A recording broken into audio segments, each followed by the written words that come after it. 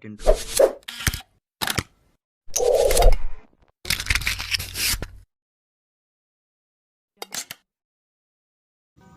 Assalamualaikum warahmatullahi wabarakatuh.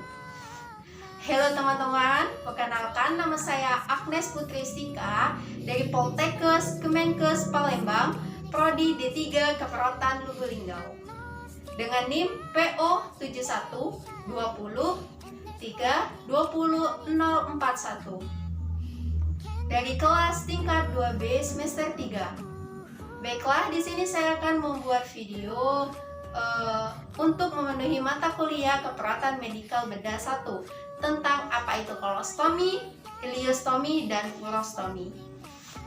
Semoga bermanfaat, selamat menyaksikan. Baiklah, sebelum saya membahas ke pembahasan inti tentang apa itu kolostomi, iliostomi, dan urostomi, di sini saya akan menjelaskan terlebih dahulu tentang proses pencernaan pada manusia secara normal. Dimulai dari mulut. Nah, di mulut ini terjadilah proses pencernaan secara mekanis oleh gigi dan secara kimiawi oleh enzim amilase. Lalu lanjut ke esofagus atau yang biasa kita sebut dengan kerongkongan. Nah, di dalam kerongkongan ini makanan akan didorong ke lambung melalui gerakan peristaltik. Lalu di lambung ini terjadilah proses pencernaan secara mekanis ataupun secara kimiawi. Nah, secara mekanis makanan akan dilumat ke dinding lambung dan secara kimiawi makanan akan dicerna oleh enzim pepsin, renin ataupun asam klorida. Lalu lanjut ke usus halus. Nah, di usus halus ini terjadilah proses pencernaan secara kimiawi dan penyerapan sari-sari makanan. Lalu ke usus besar. Nah, di usus besar ini terjadilah penyerapan air dan pembusukan makanan di dalam usus besar. Lalu terakhir di anus. Nah, di anus ini tempat pengeluaran sisa-sisa makanan atau kotoran manusia.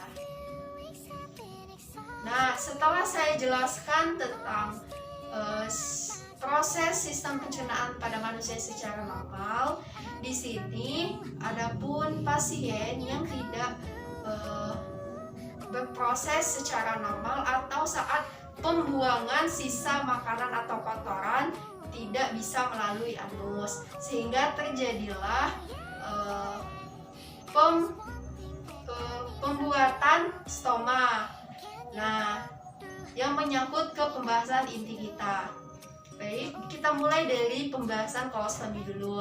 Nah, kolostomi ini adalah tindakan pembuatan lubang di dinding perut sebagai saluran pembuangan kotoran atau feses. Nah, prosedur kolostomi ini dilakukan untuk pasien yang tidak bisa buang air besar secara normal karena adanya gangguan pada bagian usus besarnya, anus ataupun rektum. Lalu prosedur kolostomi ini dilakukan dengan cara pembuatan lubang di bagian dinding perut untuk disambungkan ke usus besar seperti ini. Nah, kolostomi ini bisa bersifat permanen ataupun sementara. Nah, hal ini tergantung dari tujuan ataupun tindakan dari kondisi pasien. Baiklah, di bagian usus besar ini akan dijahit sehingga menempel di bagian lubang dinding yang telah dibuat, sehingga pembuangan kotoran pasien tadi tidak melalui anus, melainkan melalui stoma yang telah kita buat di bagian dinding perut ini. Nah, di bagian luar dinding perut ini kantong oleh dokter yang berfungsi untuk menampung kotoran atau tinja pasien tersebut. Nah, kantong itu bisa disebut dengan kantong kolostomi yang harus diganti secara rutin saat kotoran sudah penuh. Lalu selanjutnya saya akan menjelaskan tentang ileostomi. Nah, ileostomi adalah suatu lubang yang dibuat di bagian dinding abdomen atau perut yang dibuat selama operasi, di mana digunakan untuk pengeluaran limbah dari tubuh. Nah, akhir ileum atau bagian terendah dari usus kecil ini yang dibawa melalui dinding perut untuk membentuk stoma seperti ini. Nah, stoma ini akan terlihat berwarna merah muda sampai merah, lembab dan juga mengkilap. Nah, ini akan menyusut selama periode singkat setelah operasi. Nah, stoma ini terbentuk bulat ataupun oval. Nah, beberapa stoma juga berbentuk tongkat keluar sedikit, dan sementara yang lain itu rata dengan kulit. Nah, ileostomi ini diciptakan karena penyakit usus besar, sebagian besar hingga seluruh usus besar. Nah, ileostomi ini jadi adalah pembukaan operasi di usus kecil, biasanya di akhir ileum, dan keluar dari usus kecil ke permukaan kulit. Nah, ileostomi ini juga bisa bersifat permanen dan juga bisa bersifat sementara, tergantung dari tujuan ataupun tindakan dari kondisi pasien. Baiklah, selanjutnya ke pembahasan terakhir, yaitu tentang urostomi. Bagiannya itu ada 2 ginjal, ureter, kandung kemih, dan uretra. Nah, urostomi adalah tindakan medis, operasi atau pembedahan membuat lubang di rongga perut untuk mengalirkan urin melalui selang ke luar tubuh atau semacam lubang dinding perut seperti ini.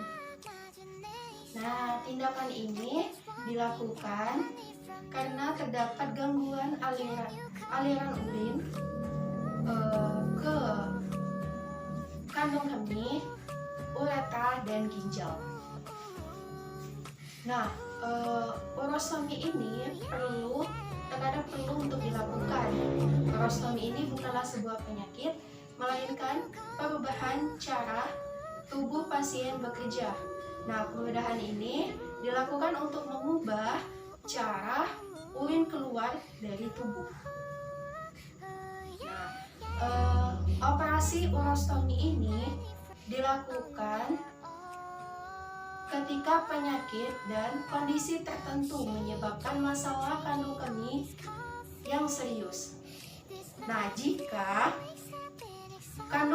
di dalam kandung kemih ini terdapat kanker, sebagian atau seluruh kandung kemih ini dapat diangkat dan urinnya dibelokkan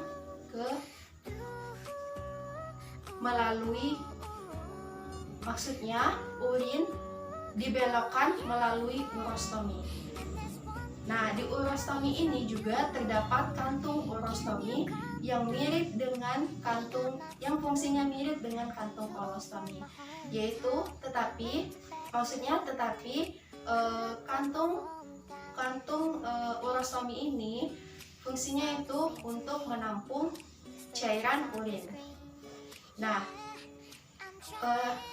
di sana juga terdapat bukaan di bagian bawah untuk membuang cairan yang tertampung tersebut.